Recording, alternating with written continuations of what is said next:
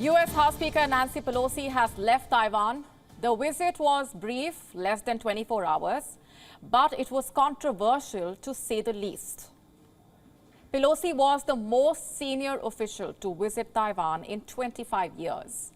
So when the speaker touched down on Tuesday night, China was ready.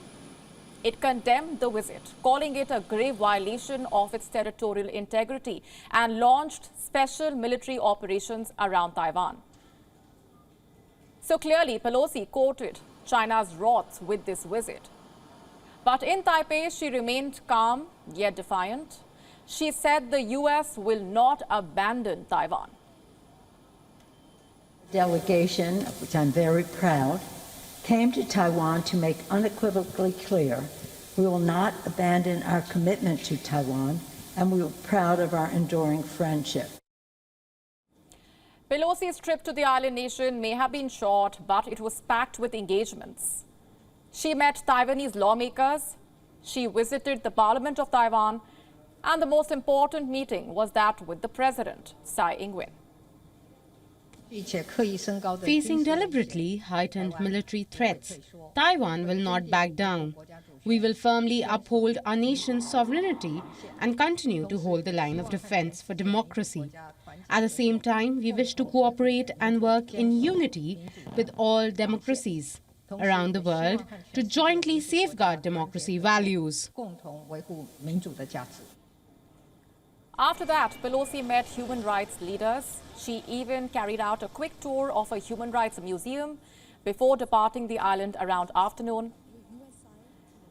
Pelosi says her trip is a part of the U.S. obligation to stand with democracies.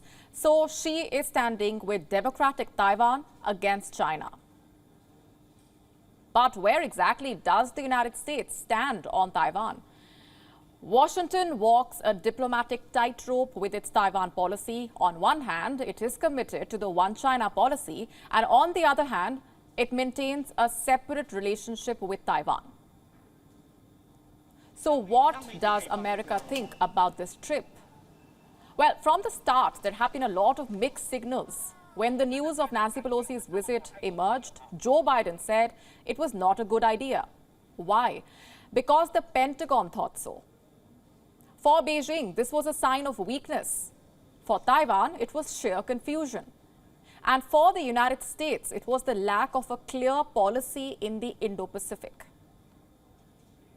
So what was this trip by Nancy Pelosi all about? Is it a valuable statement of America's resolve, or is it reckless provocation? That depends on how Beijing responds and what its military posturing leads to. China has announced military drills in the waters around Taiwan. The exercises will last 5 days and will include long-range live ammunition shooting. Beijing even admitted some of the exercises may breach Taiwan's territorial waters. Let me pull up this map for you. As you can see, the Chinese military exercises have surrounded Taiwan. The zones marked in red, that's where the drills will be taking place. And not just that, 27 Chinese warplanes have entered Taiwan's air defense zone. So clearly, China is furious. But beneath all the saber rattling, there is insecurity. China's rulers are threatened by the West's advances, especially as the U.S. fosters new relationships with Taiwan. Taiwan claims to be a sovereign nation, but Beijing views it as a part of its territory. At the same time, Xi Jinping is anxious to project strength against Washington, especially ahead of a key political meeting that will secure for him a third term. If these tensions stop short of a full-scale crisis, the storm will be temporary. But if the situation escalates in the Taiwan Strait, this could be a crucial moment for the U.S.-China relationship and for the entire world. Questions have been mounting over whether Nancy Pelosi's trip is worth the consequences. If anything, Taipei may be left alone to face China's fury.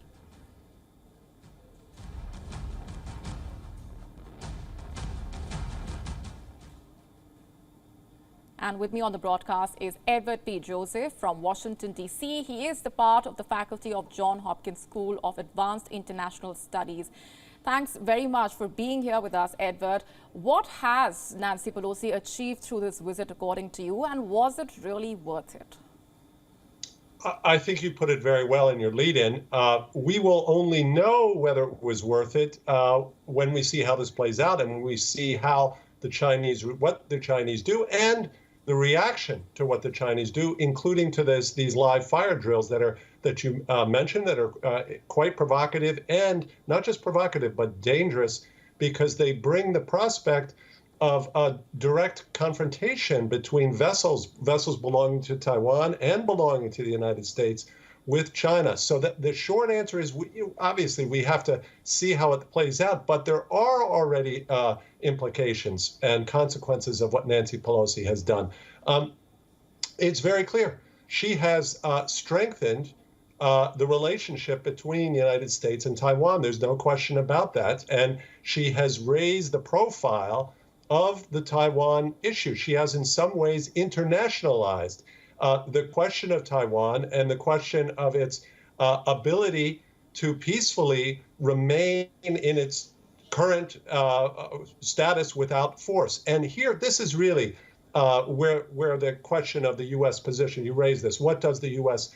actually mean? The fundamental point here is that, of course, there's this strategic ambiguity of the U.S. position, which has to do with one China, where they have nominally this change. But the key word is no use of force, no changing of the status quo by force.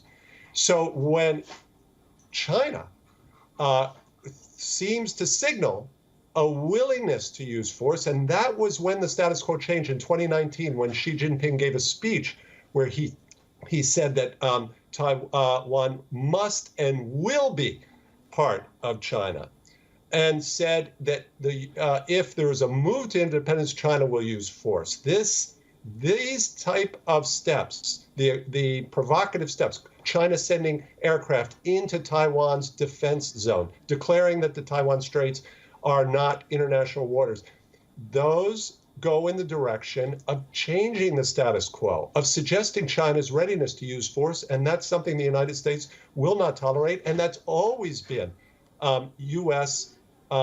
policy going back to when it established diplomatic relations with China in 1979. Please. Right. This is also a test for the Chinese president. What do you make of Beijing's moves so far? How far would you say it is willing to go to show its anger over Nancy Pelosi's visit? Well, I tell you, it's quite interesting because there's two facets of this for Xi Jinping. And obviously, we know China is an authoritarian state, and it's effectively ruled by an autocrat, Xi Jinping. But he, like anyone, has factions that he has to manage, including within the military. And aside from the military, other hardliners there. And Xi Jinping, his own rhetoric is now being exposed. And so he's in a vulnerable position as he approaches this very important Chinese Party Congress in the fall. So it's clear he's under pressure. At the same time, the country is under domestic pressure with very serious economic problems and consequences from the COVID situation. And what observers in China have noticed is that this confrontation with the Nancy Pelosi visit is actually a type of distraction from some of these domestic troubles that concern Xi Jinping and preoccupy the citizens of China. So in some ways, it's actually welcome as a distraction. But in concrete terms, what they're doing, they've announced these military exercises, as you mentioned. And what they've done is they've created these 5 zones where they have issued a warning. China's issued a warning.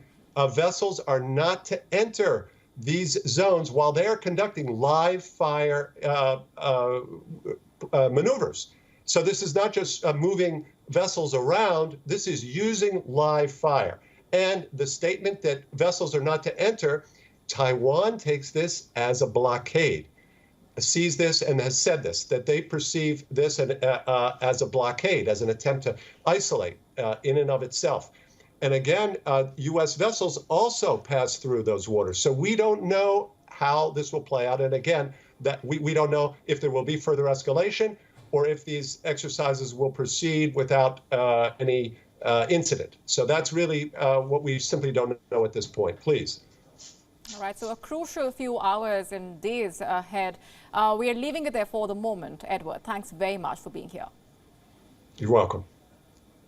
WION now available in your country. Download the app now. Get all the news on the move.